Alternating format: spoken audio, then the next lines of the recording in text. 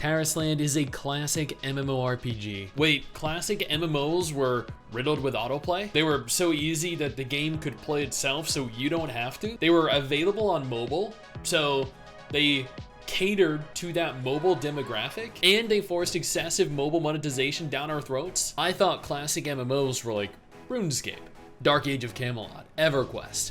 They were difficult, they were grindy, they required a degree of skill, dedication. Having played dozens of hours of Tarisland, I can tell you that's about as far from this game as it can get. Nevertheless, Tarisland is probably the only semi-decent quality MMO we'll be receiving for the foreseeable future, however disappointing that may be. As noted on the homepage of their official website, embark on an epic fantasy adventure. Tarisland, go away. Okay. Yeah, no, don't keep me in suspense like this, man. Go away what? Go away, man? Does anyone remember that game, or am I the only above 30-year-old here? All right, let's go ahead here and click this link and see what it says. Oh, there we go. Goes live globally June 21st. That is just a couple weeks away. Wow, it's finally happening.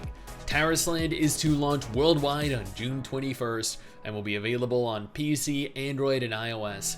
Exactly the platforms that we love our MMOs to release onto. Before we delve any deeper into depression though, allow me to thank my incredible patrons over on Patreon who allow for me to continue to do videos like this every single week. You guys are phenomenal and I cannot thank you all enough for the support.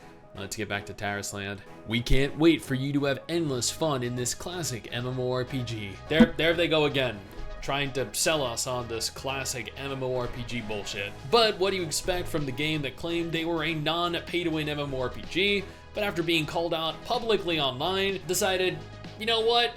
Fuck it. We are pay-to-win. We might as well stop trying to hide it at this point. Now buckle up, and let's embark on an epic journey through a vast, ever-expanding world brimming with rich storytelling, challenging dungeons and raids, and a diverse array of classes and specializations to explore. Oh yeah, the storytelling was very rich. The dungeons were incredibly challenging. I loved my AI companions that had healers DPSing and had DPS running around in circles and tanks forgetting where the boss even was. Alongside the launch date, key details of Tarisland's formidable final boss, the Blight Dragon, have been revealed.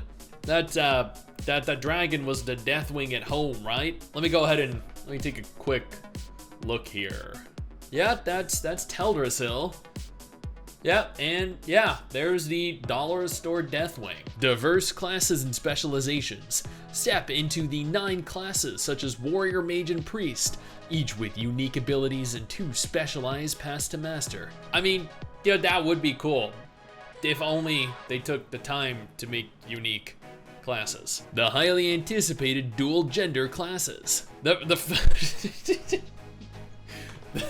fact that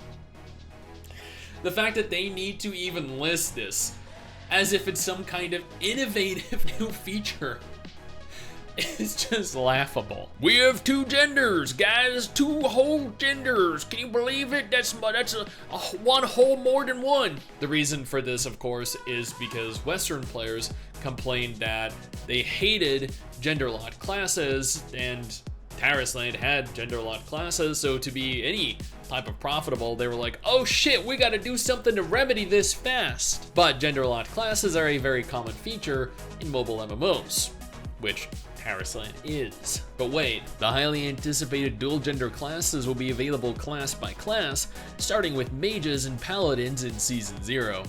So only 2 classes will have dual genders, or am I misinterpreting that? The arena and other PvP modes will also be available. Class balance, combat maneuverability, and arena experience will see major optimizations to bring you a brand new experience. Yeah, based off of what I got to experience in the beta test, I can't wait to see the horde of characters all just running around smacking the tank characters in a small little circle while the healers in the backline throw heals on the tanks, and then you're kind of just standing there butting heads for like a 15-minute battle with nobody dying, no progress being made, hoping to God that it just ends. Flexible talent system.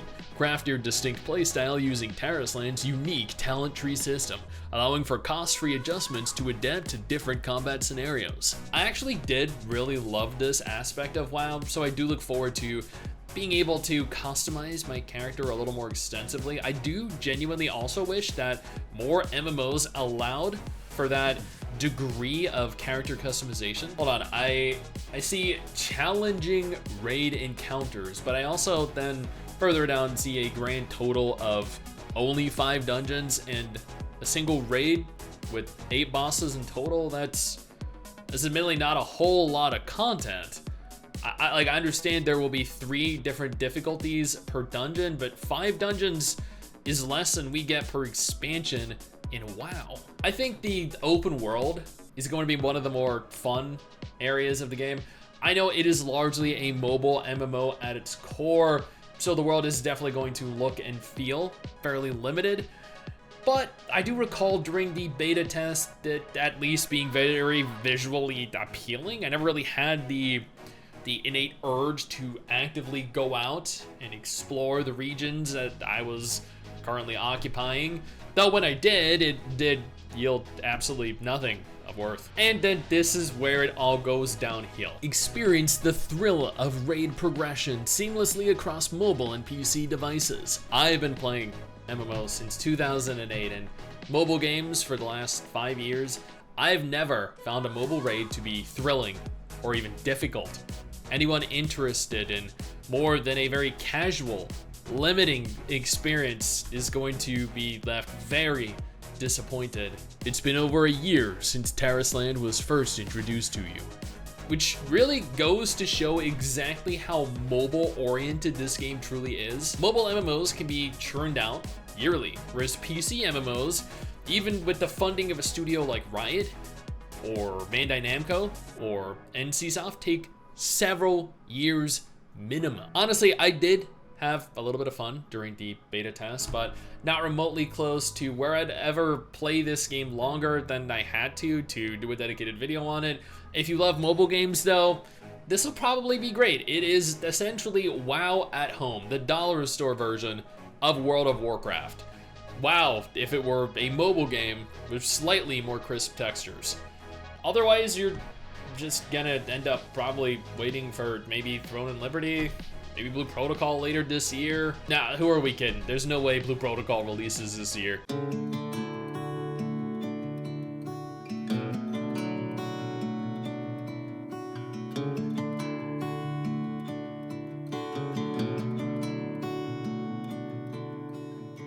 I said I loved you, but you let go. I waited for hours, but you never showed. You were all my heart knew, but that's all.